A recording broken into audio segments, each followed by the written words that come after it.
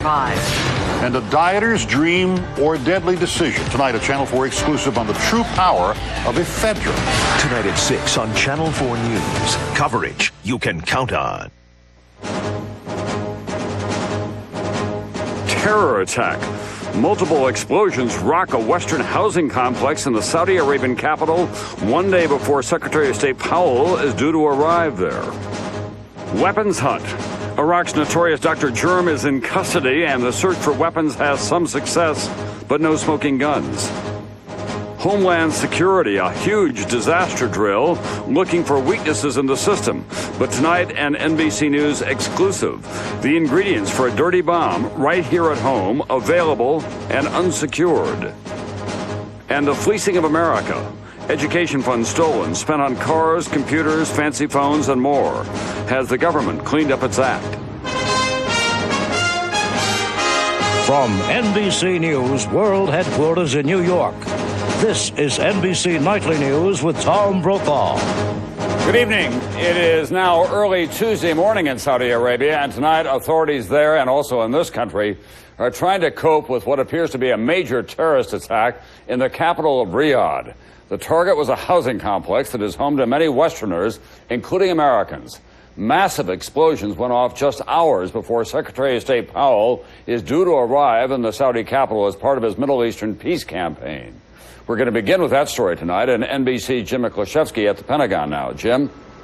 Tom, U.S. officials tell NBC News there were as many as 4 explosions when it's believed that several vehicles packed with explosives attacked 3 separate compounds in Riyadh. Now, these were compounds that were home to Westerners, including many American officials. At least a report from one of the compounds indicates that several armed men tried to force their way into that compound and then engaged in a fierce gun battle with Saudi authorities. There are reported casualties, but so far, no reported deaths. Now, according to U.S. intelligence officials, there is no idea yet who may be responsible, but al-Qaeda is a prime suspect. The attack comes only a week after the State Department issued a travel warning to Saudi Arabia, and after an al-Qaeda spokesman warned there would be a new series of attacks against U.S. targets. Last week, Saudi authorities also engaged in a shootout with al-Qaeda suspects and seized a huge cache of weapons, including machine guns, grenades, and ammunition. The Saudi government is now searching for 19 suspects linked to that weapons cache. 2 weeks ago, Defense Secretary Donald Rumsfeld was in Saudi Arabia to announce that most American troops would be withdrawn from that country, in part to reduce regional tensions. 7 years ago, a truck bomb filled with explosives killed 19 U.S. Air Force servicemen at the Khobar Towers barracks, and 15 of the 9/11 hijackers who attacked the U.S. were Saudis.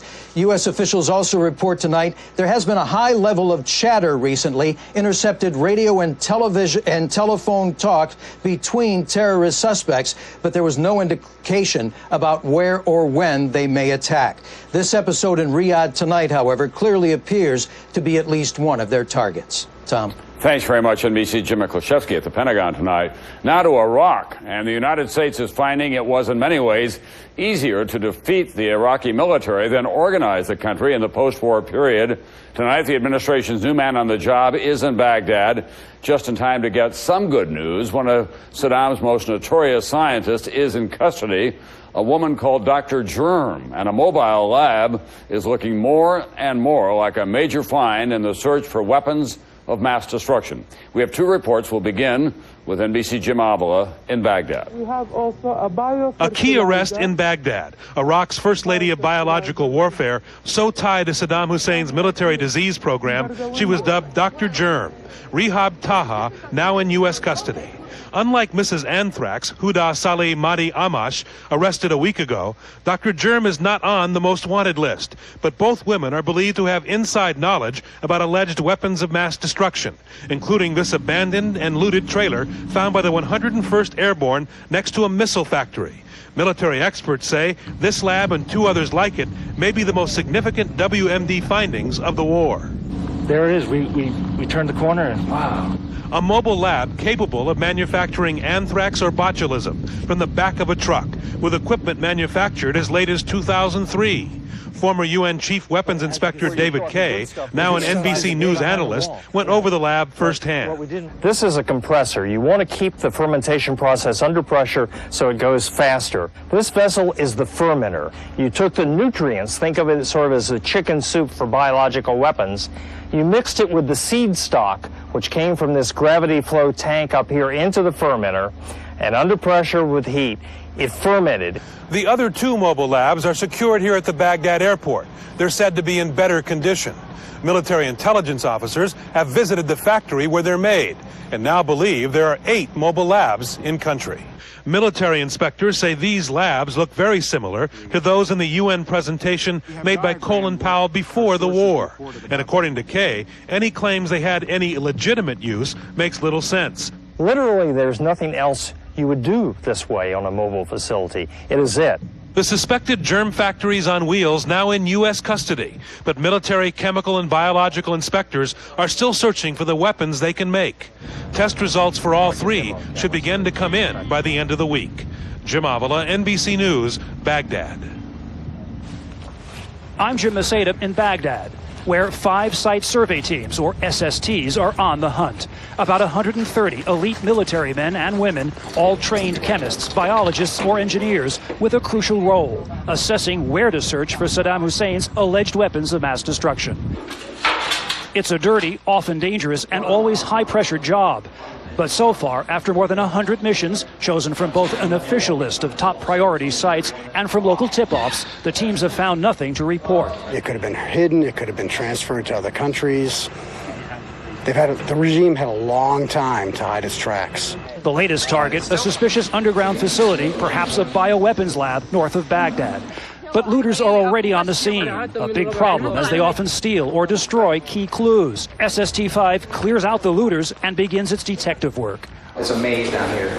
A cavernous structure the size of a football field with dozens of corridors, huge canisters, double airlock chambers, but no signs of a biolab. A lab bench with glassware on it. I mean, there's nothing like that anywhere. The next thing would be the large air filtration systems, carbon bed filters, pressure monitoring systems, air sampling devices. But here, only bare walls. WMD indicators all flash negative. This facility could be one of a number of things: an underground power plant, a bunker, even a nuclear shelter for a small town. But this sensitive site team is almost certain it is not a smoking gun. I don't know if we're going to find that. It might be bits and pieces over time. But with so few results, the SSTs are looking increasingly at conventional sites, still equipped with detection gear for chemical and nuclear agents.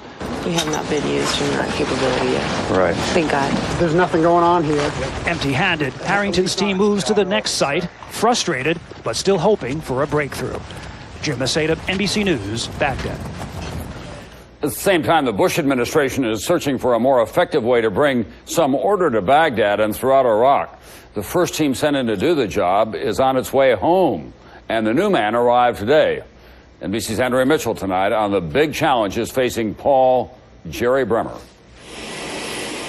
Under heavy guard, Washington's new man in charge of Iraq, former Ambassador Paul Bremer, known as Jerry, arrived today. His mission: to help the Iraqi society rebuild on the basis of individual liberties, respect for the rule of law. Establishing order may prove tougher than winning the war. Today, Baghdad is still in chaos. Former Iraqi soldiers protested today for back pay. Cholera has broken out in Basra as garbage piles up and children play in puddles of sewage. In most of Iraq, looters are still running wild. Any gasoline station is fair game. For a country sitting on oil, there is none for those willing to pay. Most areas are still without power, and little progress has been made to reconcile competing ethnic groups vying for political power. Many Iraqis complain things were better before they were liberated. Bremer is taking over from retired General Jay Garner, criticized for getting off to a slow start. I think the administration shook up its team because they recognized that the team in place was not performing. Privately, top officials say Garner and the top diplomat in Iraq, Barbara Bodine, who called herself the mayor of Baghdad, also being replaced, isolated themselves in one of Saddam's former palaces and didn't bring in enough troops to establish law and order. Bremer, who will report to Donald Rumsfeld, not Colin Powell, started his career working for Henry Kissinger. He's a man of great dedication, great energy, great judgment. Former colleagues say he is tough and smart. He'll need to be. You could make an argument that this is the most difficult job we have thrown at an American, certainly in my lifetime. U.S. officials say they hope Bremer is the solution to a situation that is spinning dangerously out of control. Andrea Mitchell, NBC News at the State Department. Another troubled part of the world and a deadly blow today for the peace plan in Chechnya. Suicide bombers drove a truck full of explosives into a government complex, killing at least 41 people and wounding around 200. It's the deadliest rebel attack since a March vote that approved keeping Chechnya part of Russia. Up next, NBC News in depth tonight. Exclusive details how the government may be taking the protection of dangerous nuclear materials in this country much too lightly. This on the same day that Homeland Security officials stage an elaborate drill on a dirty bomb attack. Later, the fleecing of America, another government agency that blew money for school kids on all manner of inappropriate items. Has it cleaned up its act? All right, bye.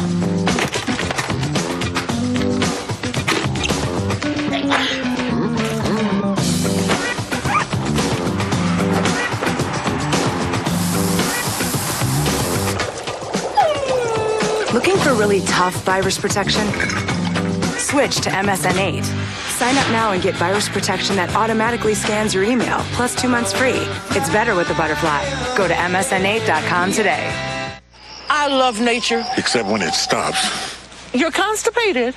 Maureen. Try new Phillips Chocolate Cream Chews. Unlike others, Phillips is stimulant-free. It works more naturally for cramp-free relief. Phillips. Comfortable cramp-free relief. We all have to wash our face. Why not use that time to make your skin look firmer, too? Rock introduces Proteint Lift Daily Firming Cleanser. Proteint penetrates to visibly lift and firm skin in just 2 weeks. Rock, we keep our promises. You bet they do. Even if you brush your dentures every day, you're missing something. Brushing can miss odor-causing food particles trapped in crevices. Polydent with more polyvescent power scrubs out what brushing misses. Polydent every day for better odor control. Emerging science suggests that lycopene is one of the ingredients in tomatoes that may help reduce the risk of heart disease. Now Centrum and Centrum Silver have lycopene, another reason to take your Centrum. New Centrum with lycopene, now more complete from A to zinc. When Manny and Aaron decided to start their own business, someone was there to guide them through a commercial lease. While Manny hammered out their business plan, someone else was negotiating TI allowances. As Aaron tested their new prototype, someone else was finalizing a triple net lease. And while Manny and Aaron prepared to get down to business, someone else closed the deal. Work with someone who worked with you. We're realtors. Real estate is our life. Jane Pauley brought the world into our homes. Now she says farewell. Signing off. A special Dateline Tuesday, 10/9 Central on NBC. NBC News in depth tonight. Homeland Security making news in a big way with the start of a massive week-long drill aimed at finding the flaws in a response system in the event of a real terrorist attack. But at the same time, NBC News has learned about a serious problem right here at home involving potentially dangerous nuclear material. We're going to begin in Seattle, where the drill involving a nuclear-tainted dirty bomb is underway tonight. In depth, here's NBC's George Lewis. Noontime at a vacant lot just south of downtown Seattle. A simulated terrorist bomb blast with 100 volunteers playing the victims as police cars and fire trucks dash to the mock disaster. In this exercise, police and firefighters rapidly discover they're not dealing with an ordinary bomb. The script calls for this to be a dirty bomb, a conventional explosive wrapped with radioactive material designed to spew deadly radiation over a wide area. It's all part of the biggest domestic security drill ever carried out by the federal government. 8,500 participants in Seattle, Chicago, and Washington, D.C., with 100 federal, state, and local agencies involved. A budget of $16 million.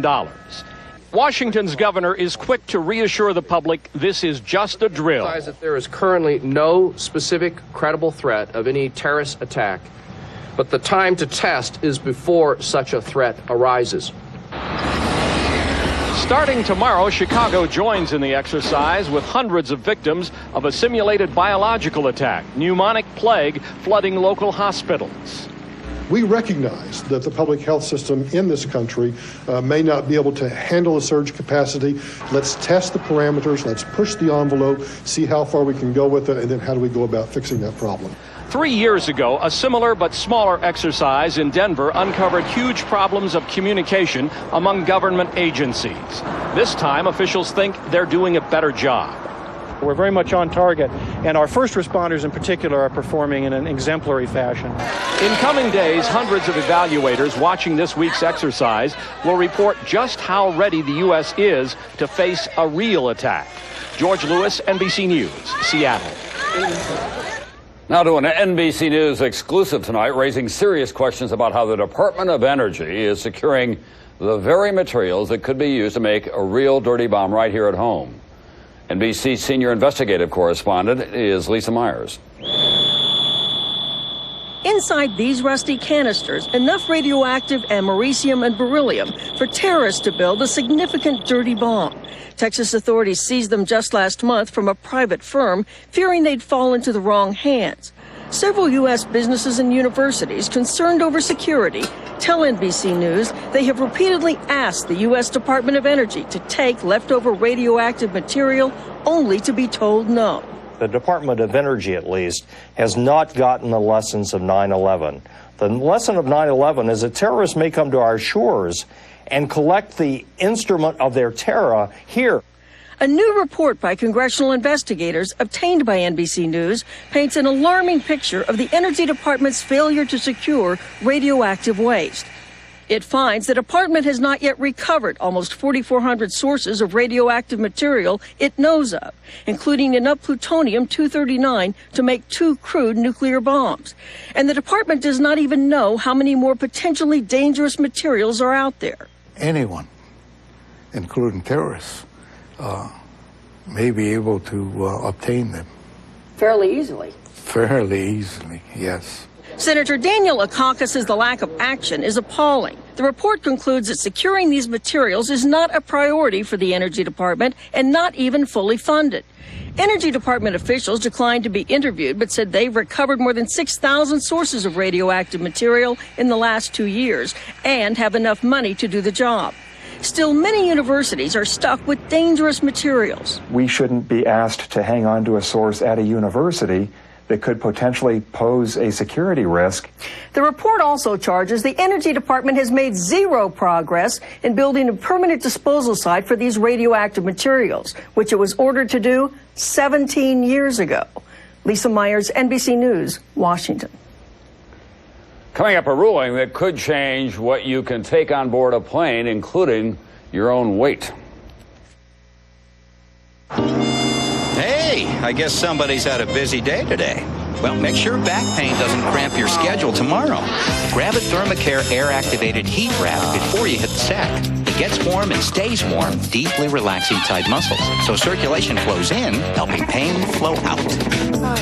So, by the next day, you're moving and grooving. Oh yeah, all day long. Thermacare heat wraps. Wrap yourself in relief. In the old days, athlete's foot meant using Lotrimin AF or Tenactin for 4 whole weeks. Who does that?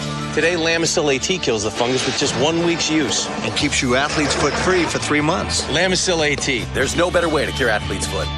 You know what I love, Pollen? Allergy medicines that don't last very long. Yeah, ragweed. They make it easy to make them suffer. One dose of most allergy medicines doesn't work as long as you want, but just one Allegra 180 lasts up to 4 times longer than most OTC allergy medicines. Allegra just made life as an allergen tougher. For people 12 and over, side effects are low and may include headache, cold, or back pain. For your seasonal allergy symptoms, ask your doctor about Allegra. So when does our Allegra quit working? Maybe when allergy season's over? Allegra, the relief goes on.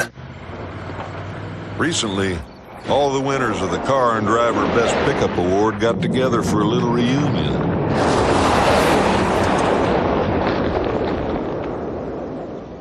It's good to see everyone again.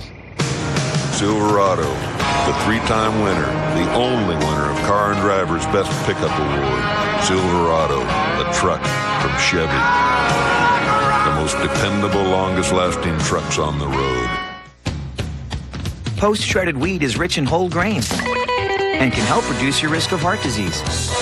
So it sounds as good to your ears as it does to your taste buds.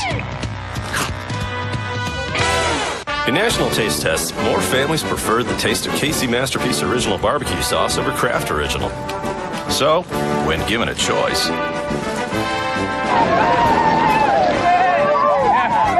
Casey Masterpiece has so much more flavor. well, this is barbecue sauce.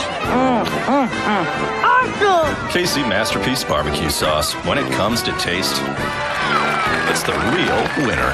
And now try new Dip and Top sauces. Great for dipping nuggets or topping burgers. Here we go. Thursday, today will drive you crazy when Matt Lauer trades places with a New York City cab driver. Only on Today on NBC. The jockey who won the Kentucky Derby was today cleared of any wrongdoing in that race. Racing officials for a time suspected that Jose Santos may have carried an illegal electrical device to shock the horse into running faster. That would have disqualified the winner, but in clearing Santos today, officials said he had nothing in his hand other than a whip, which of course is completely legal. The Federal Aviation Administration is taking action to make sure that airplanes don't weigh more than they should when they leave the ground. The move comes after a deadly plane crash that might have been avoided. More now from NBC's Robert Hager. The way airlines calculate takeoff weights first became an issue after this commuter plane crashed last January, departing from the Charlotte, North Carolina airport.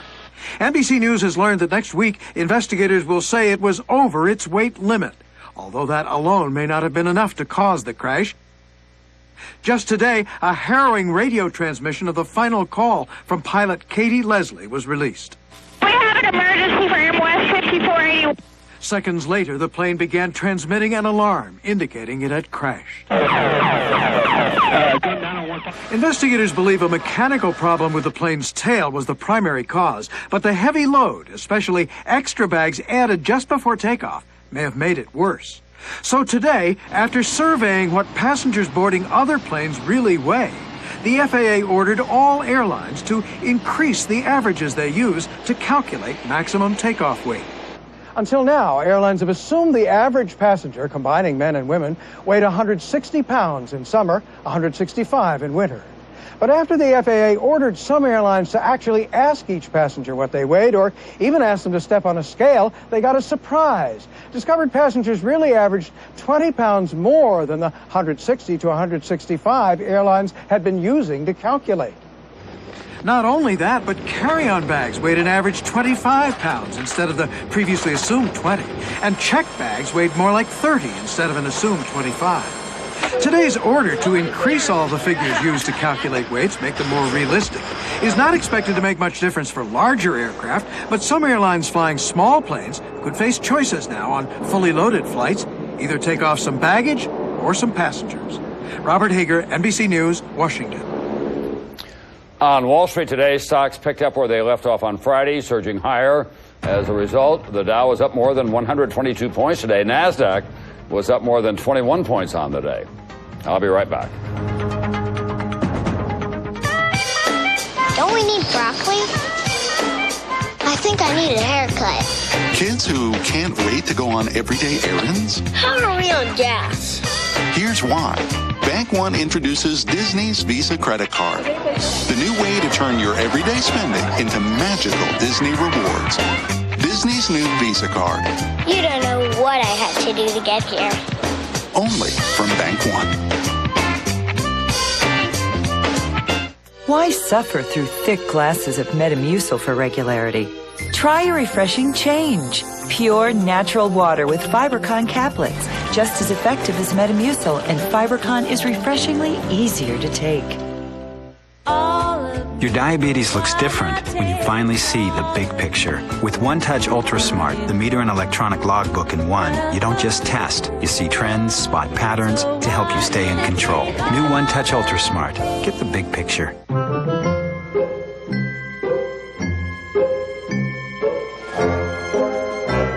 looking for a home, your real estate agent is a big part of your life.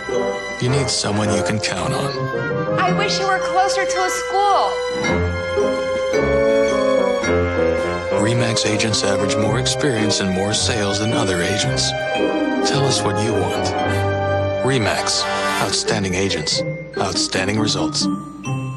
Oh, hold on, Sparky. My back is aching. My shoulder is sore. When you need relief, try Bayer Back and Body. It's Bayer aspirin plus a special pain relief enhancer to work effectively at the site of tough pain. Bayer Back and Body. Get moving again, pain-free.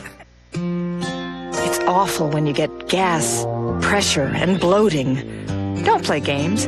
Zafol 3 with a big Z. Fazyme. For fast relief, don't stop at X. Go straight to the big Z. Fazyme. Imagine combining the stain-fighting power of Efferdent and freshening power of Listerine. You'd get Efferdent Plus. It's extra fresh, and nothing gets your dentures cleaner. Efferdent Clean, Listerine Fresh. That's Efferdent Plus. Can't sleep? Why take a PM with an extra medicine if you don't have a backache or a headache? Unisom Sleep Gels has the same amount of the same ingredient to help you fall asleep with no extra medicine. Unisom, it's all you need. Tonight at 6 on Channel 4 News. Shocking new details in the murder investigation at Western Kentucky. The latest is June Carter Cash fights to survive. And a dieter's dream or deadly decision. Tonight, a Channel 4 exclusive on the true power of ephedrine. Tonight at 6 on Channel 4 News. Coverage you can count on. Tonight's the fleecing of America, and it would be hard to find a more blatant example than what went on at the Department of Education. Millions of dollars meant for education were siphoned off inside the department in Washington for conspicuous consumption. We reported on this earlier. Tonight, a follow-up. What has happened since? NBC's Ann Thompson.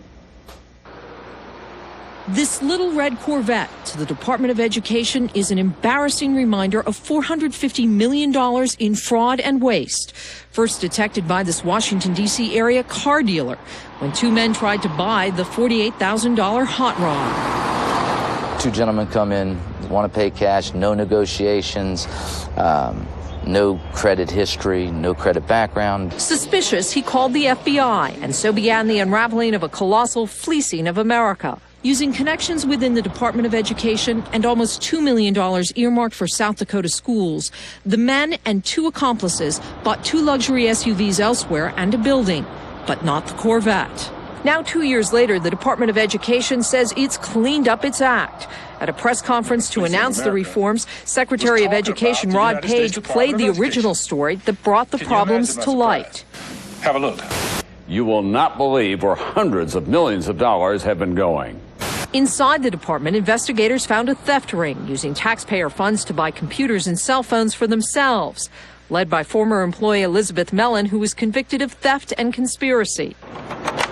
Beyond that, there was credit card abuse, including purchasing items from two pornographic websites. We shut down all of it. The credit card abuse has been stopped. The $450 million has been found. We have 4 people in jail from the outside problem. We have 19 people who've pled guilty from the inside problem. And for only the second time in its 24-year history, the department got a clean audit from the General Accounting Office. But it is far from perfect. Its own auditors writing, further efforts are needed. Page gives the cleanup efforts a B+. We are setting an example of accountability. We're asking our schools to be accountable, and we're going to be the model of that. Improving its own accounting to make sure the money goes to kids, not cars. Learning a lesson from this fleecing of America. Ann Thompson, NBC News, Washington. That's Nightly News for Monday. I'll see you tomorrow night.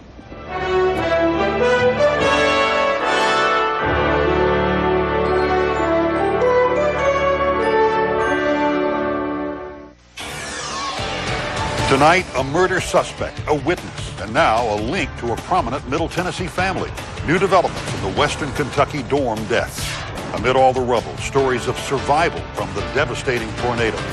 The man in black asks for prayers tonight for June Carter Cash as she takes a turn for the worse. The bigger they are, the harder they fall. Channel 4 investigates the dangers of ephedrine. Middle Tennessee's #1 news starts right now. Good evening, everyone. Welcome to Channel 4 News at 6. Police say they have a witness who saw a young Western Kentucky student raped, beaten, and murdered. Katie Autry died after her dorm room was set on fire. And now Channel 4 News has learned the man under arrest is linked to a very prominent family. Larry Brinton has the story tonight. Lucas Goodrum. Lucas Goodrum is led into court this morning in Bowling Green, Kentucky. Both of his wrists and ankles were shackled. The 21-year-old is charged with capital murder in the savage rape and fiery death of West Kentucky University student Katie Autry. The University Police citation reported an unnamed witness claims he observed Lucas Goodrum rape, beat, and set on fire the body of Melissa K. Autry. Through his attorney, Goodrum entered a plea of innocence to Autry's murder May 4th in her dorm room. Officials would not identify the witness or say if the witness will face charges in connection with the murder. The question remains how Lucas allegedly gained entrance to the victim's second-floor room. That's a part of the investigation. We're not sure at this point, but we'll be taking a look at that. Bob Skinner, Western Kentucky's public information officer, says visiting guests had to sign in and out of dorms. But because of the grisly murder, new rules have been